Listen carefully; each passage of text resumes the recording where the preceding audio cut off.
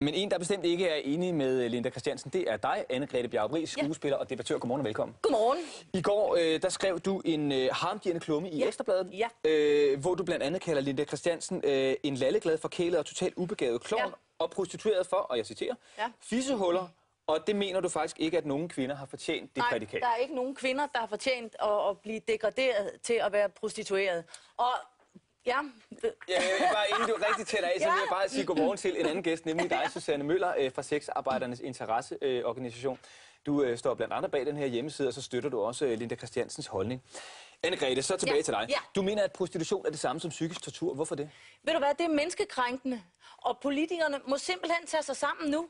Det skal forbydes, men det går simpelthen ikke, at de kan købe sex. Det skal forbydes, det er menneskekrænkende, og jeg kan slet ikke se, hvorfor hun skal have lov til at stå inde på den der side. Ja, det skal hun have lov til, hun har ytringsfrihed, men prøv at høre.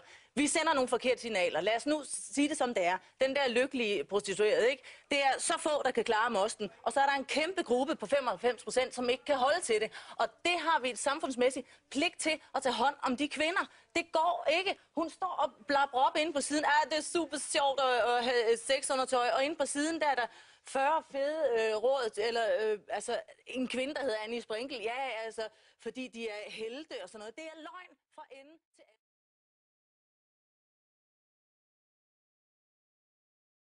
For 95% vedkommende, så kan kvinderne ikke klare prostitution, og så er der måske 5% eller en mindre grad, som godt kan. At derfor så burde man i virkeligheden for de mange skyld forbyde dit erhverv.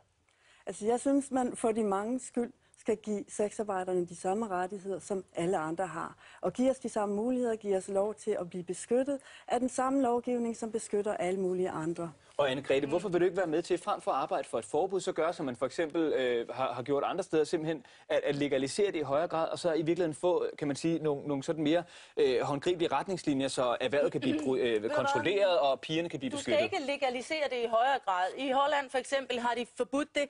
Hele Red Light District er nedlagt, fordi du kan ikke styre den trafficking, der ligger nedenunder. Det er ikke i orden at krænke kvinder på den måde.